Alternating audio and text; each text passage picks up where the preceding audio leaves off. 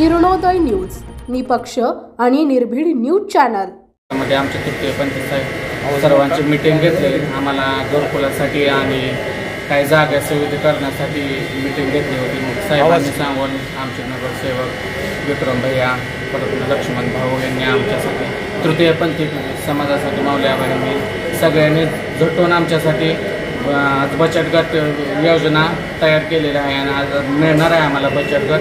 यासाठी आमच्या सर्व तृतीय पंथीय समाजाकडून मी त्यांचे आभार व्यक्त करतो. नमस्कार, मी तुम्हा सर्वांची लाडकी वैष्णवी माता पंढरपूरकर. आज तृतीय पंथीय समाज हा नगरपालिकामध्ये हक्क आणि अधिकार मागण्यासाठी आलेला आहे.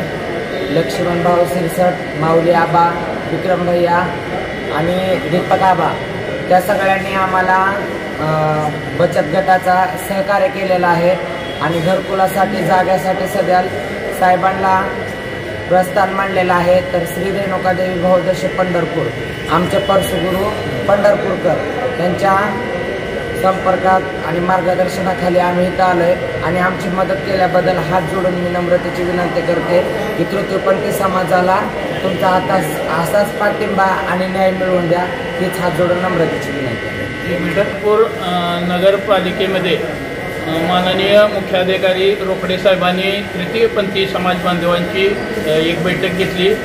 गेल्या आठवड्यामध्ये सोलापूर जिल्ह्याचे कर्तव्यदक्ष पालकमंत्री माननीय जयकुमार भाऊ गोरे यांना आम्ही भेटून निवेदन दिलेलं होतं आणि पाठपुरावा चालू आहे.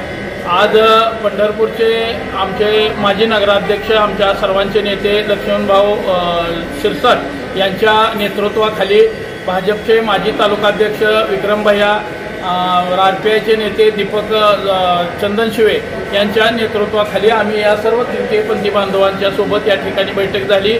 मुख्याधिकारी महोदयांनी या ठिकाणी आम्हाला आश्वासित केलेलं आहे 2-4 दिवसामध्ये यांचा एक बचत गट करून यांना केंद्र शासनाच्या विविध ज्या योजना आहेत त्यामध्ये समाविष्ट करण्याचं आश्वासन दिलं.